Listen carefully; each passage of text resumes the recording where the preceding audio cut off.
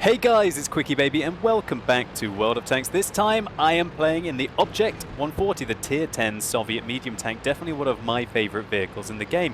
And I'm playing along with my brother Z and also Crouching Grandpa, aka Big P, who are also playing in Object 140. So some Tier 10 Soviet medium tank action for you here. And I'd like to say this video was not on my stream, so there's no way that you could have seen this game before unless you were one of those players either on my team or on the enemy team.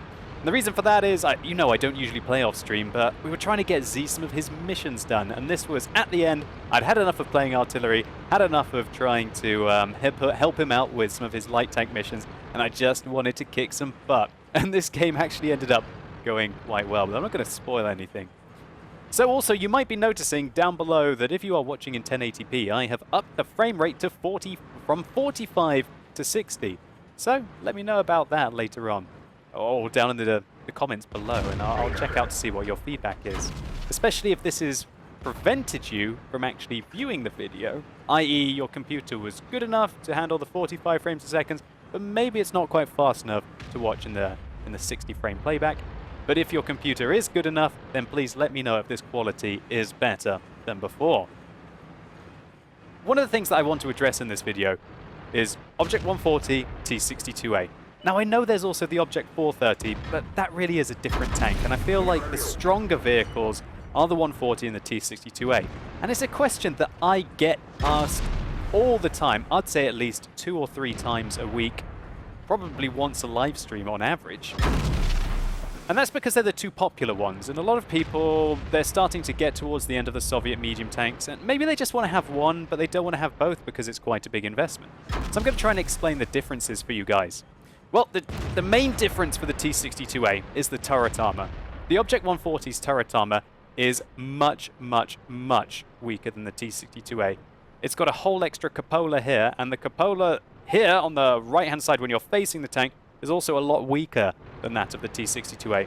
But that's not really the main problem. The main problem is that the whole of the top of this tank is rather lightly armored, something that doesn't happen until the very, very, very top of the T62A, which is more of a balancing mechanic so that if artillery does hit you, that it's able to do some punishment.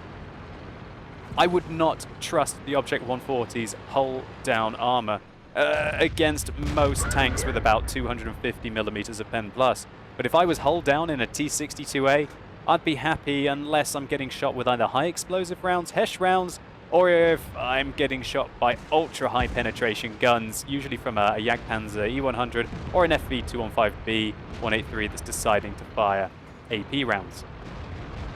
And so that really is the key difference. Now you're saying, okay, so what's the advantage of the Object 140? Well, the advantage of the Object 140 is it actually gets 1 degree extra gun depression. And that's massive. 6 degrees rather than 5 degrees allows you to go hull down in more locations to take out your opponents. Now in this position here, I could be firing AP rounds at the IS-7, but the chances of me taking him out are rather limited. And this game's already going rather bad. We're down by 4 kills, and so I've decided I want to punish this Soviet heavy tank, load some heat, put the pressure on him, and take him out quickly. Another reason why I want to do that is because, as we can see, Big P, aka Crouching Grandpa, is beneath me, and he's got a lot of pressure on him. I need to be able to take out the IS-7 so I can then apply pressure to the T10E5 and start to cut my way into position to hopefully help out Big P. Unfortunately, the T10E5 cupolas have been buffed since they went HD, so they're no longer a true weak point.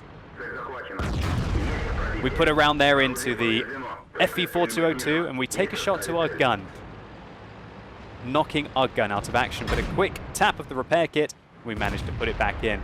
Oh, damn, we leave the T10E5 still in the combat. We're going to have to quickly see if we can catch a shot into his cupola. Will we? Will we? Will we? Wait for it. Yes! What a kill. And that allows me to turn around and focus on the FV4202. Well, at least supporting him against the enemy FV4202 and also taking chunks out of this Tier 10 Chinese heavy tank, the 113. And this position is just glorious. And this is where the 6 degrees of gun depression can come in handy. The 5 degrees on gun depression on the T62A would probably still work here, but it's just that little bit of extra flexibility that you get. And we can see that the 113 is not very flexible at all. He doesn't have the gun elevation to shoot us, and we have just managed to rip him apart. We take a shot in the back, but a quick check of our damage panel to the bottom left shows us that he is using the 88mm. So as long as I can get my frontal armor to him and he can't hit my lower plate from below, we're pretty much going to bounce all of his rounds. We get lucky by bouncing one off the back of our tank, but now we've got the frontal armor towards the 200mm penetration of the 88mm on the E50, and I feel very safe.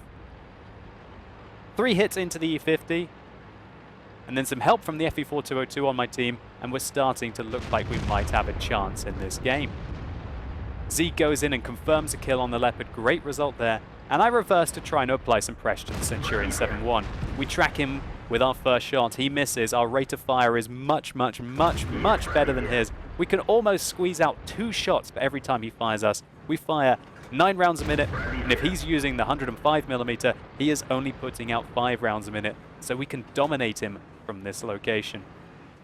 1,000 damage into him very quickly. These Soviet Tier 10 medium tanks have got brutal 100mm guns, and the action is heating up. There are still 6 tanks left on the enemy team. I aim at the FE4202 to say fall back using my F3 key. He clicks affirmative, but it's too late. We were unable to help him out. There's no way I should have rushed around that corner to support him there.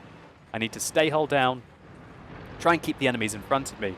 I see the Centurion 7-1 is still harassing that ridgeline, and it's a great counter for where Z is.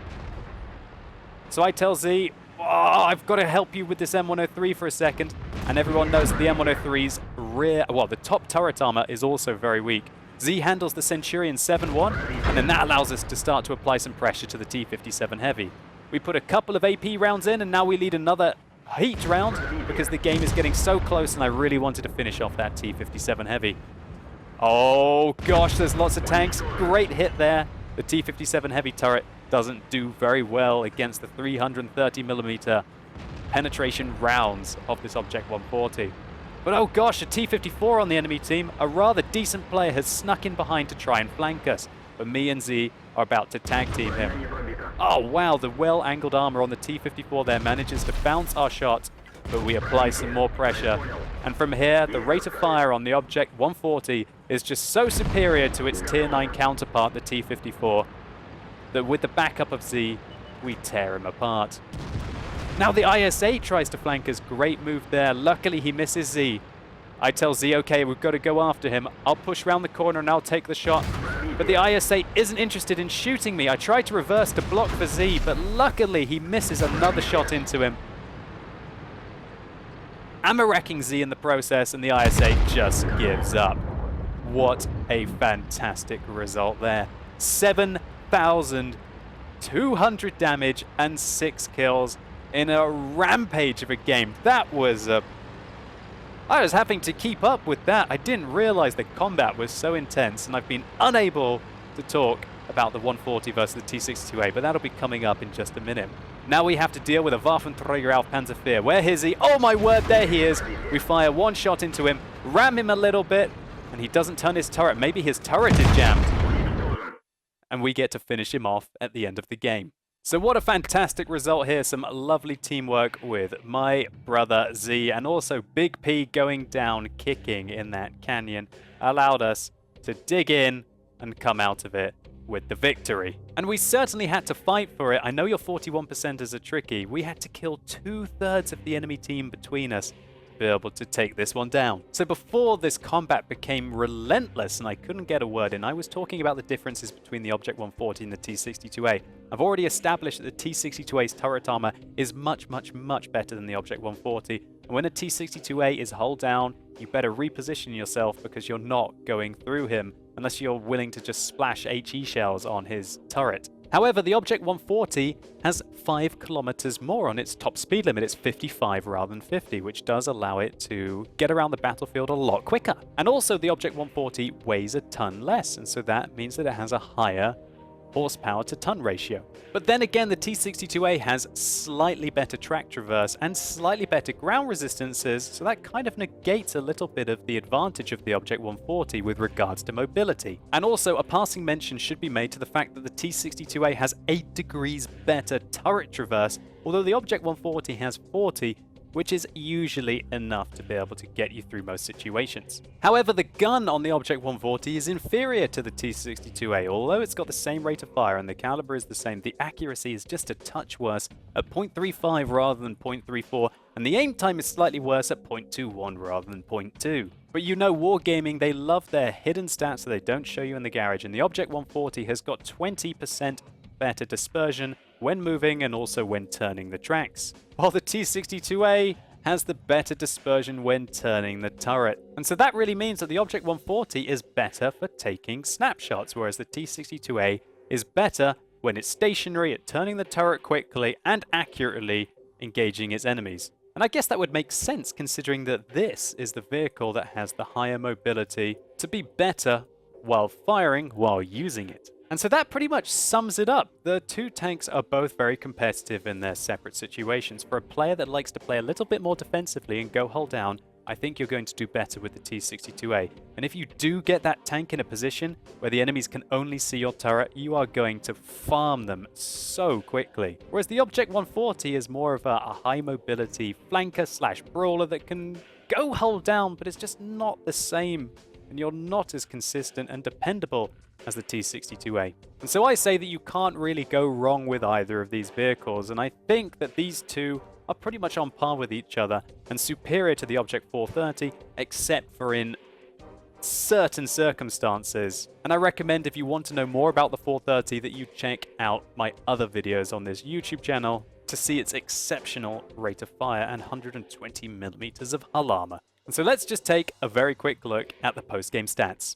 So a great round here for me. We got a high caliber medal and a top gun for the kills that we picked up. This was 1,404 base experience points, which is very nice in a tier 10 for 7,807 damage. We did fire a few heat rounds here, but we made up for it with the large amount of income, giving us a 55,000 credit profit. Big shout out to my brother Z as well, having a huge impact in the game, picking up 3 kills for the 943 base and 3,000 damage.